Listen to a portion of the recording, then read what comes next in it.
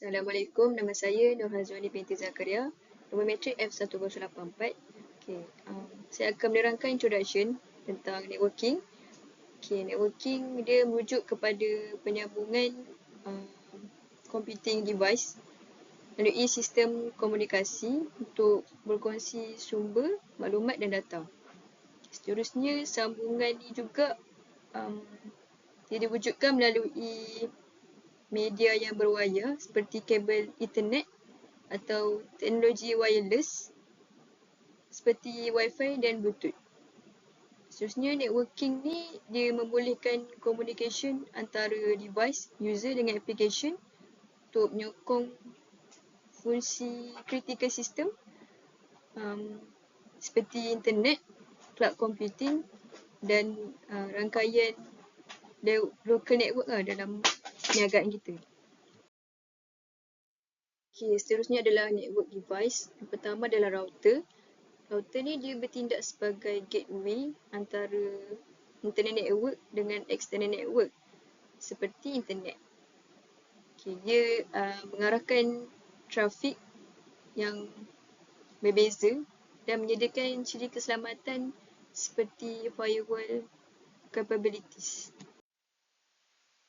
Seterusnya untuk switch pula, dia digunakan untuk menyambungkan peranti dalam rangkaian yang sama dan memudahkan komunikasi dengan memajukan paket data berdasarkan MAC address.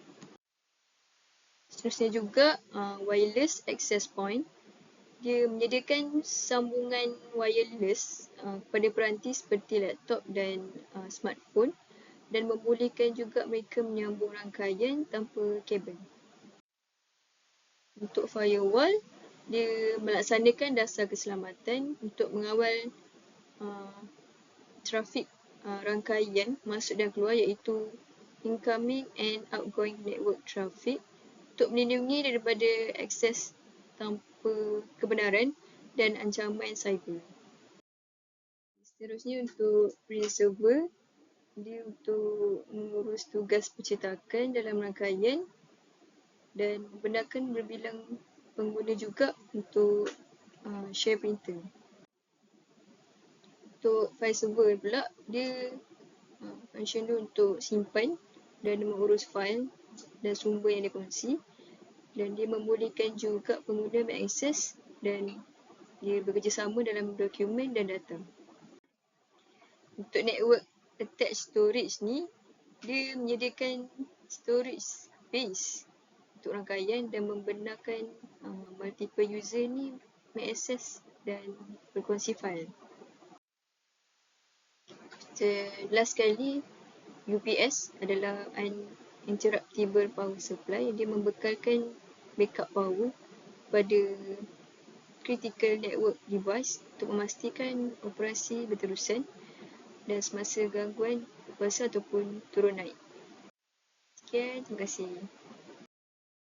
Hai, Assalamualaikum. Nama saya Nurul Amalia Afika binti Baharudin, nombor matrik F1096. Saya akan menerangkan tentang network security. Network security ni, firewall ni untuk mengawal dan memantau trafik masuk dan keluar. Senarai kawalan akses ACL untuk menyekat akses kepada sumber sensitif. Lepas tu, rangkaian persendirian maya VPN untuk akses jauh yang selamat. Sistem pengesanan dan pencegahan pencerobohan untuk mengesan dan mencegah aktiviti berniat jahat. Protokol penyulitan contoh SSL, TLS untuk melindungi data dalam transit.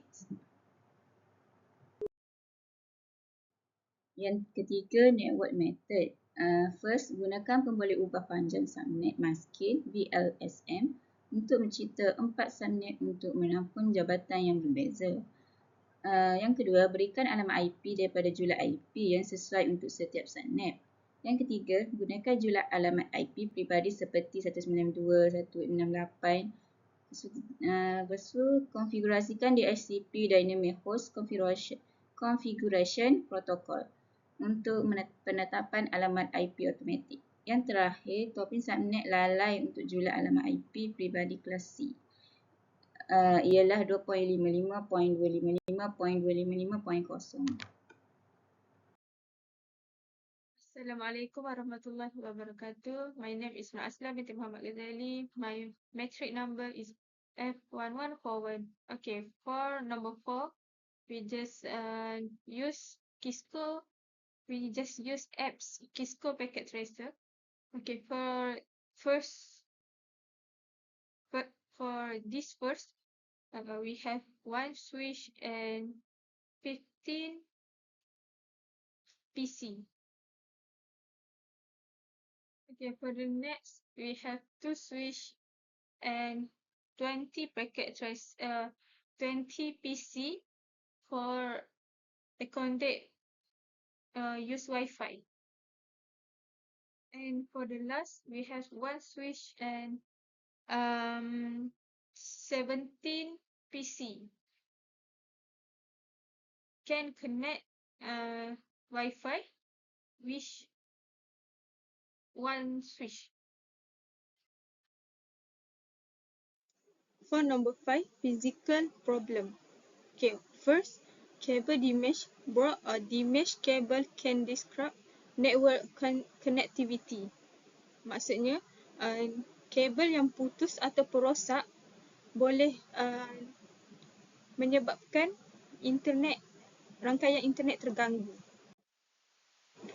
Next, cable outage. Without backup power source like UPS device, power outage can cause network downline.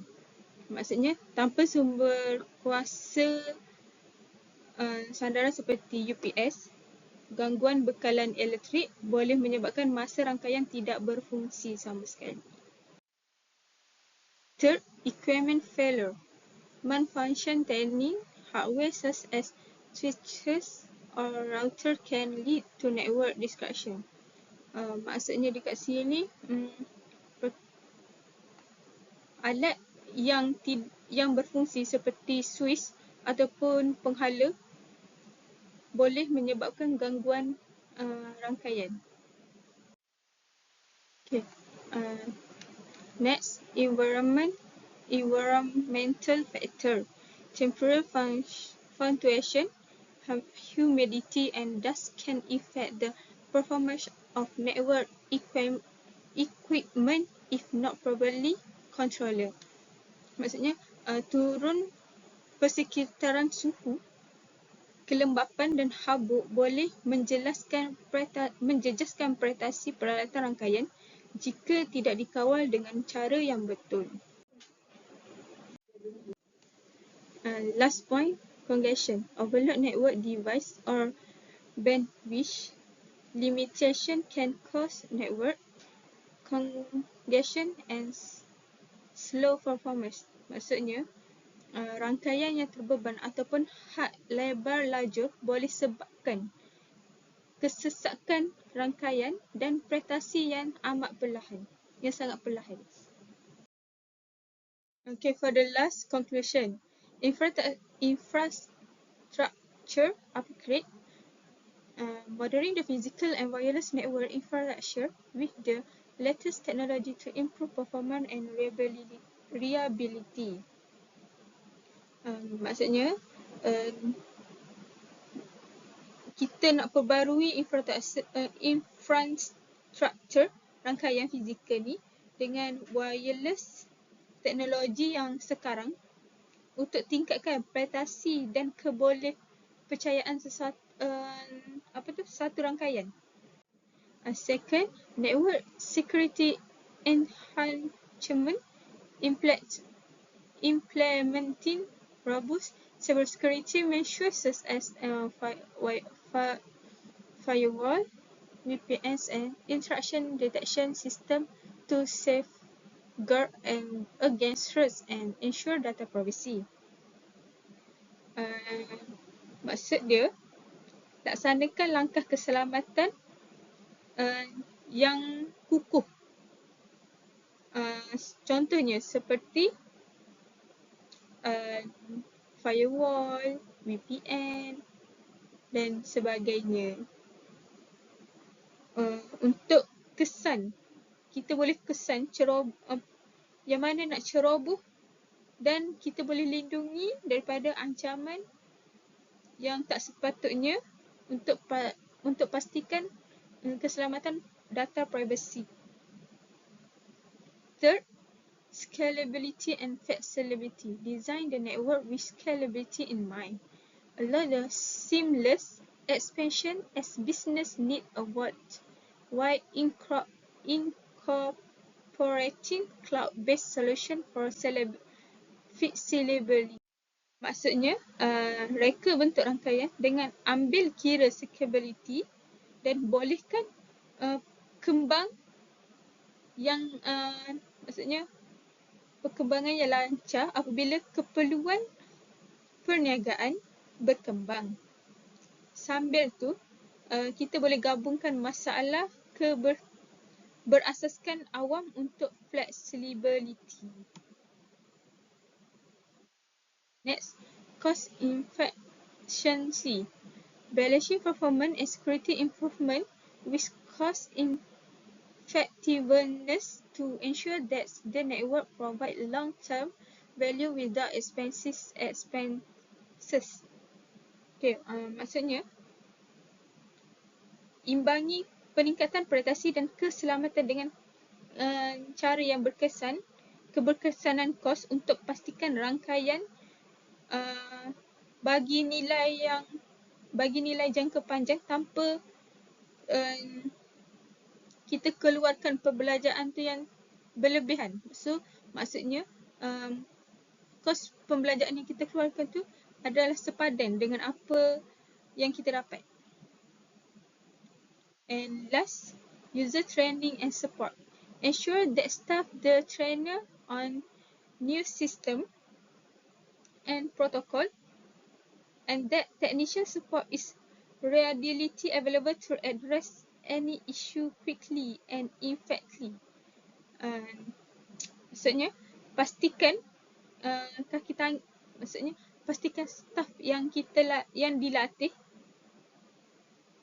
tentang sistem dan protokol baru, dan sokongan teknikal bersedia untuk tangani sebarang isu dengan cepat dan berkesan. Maksudnya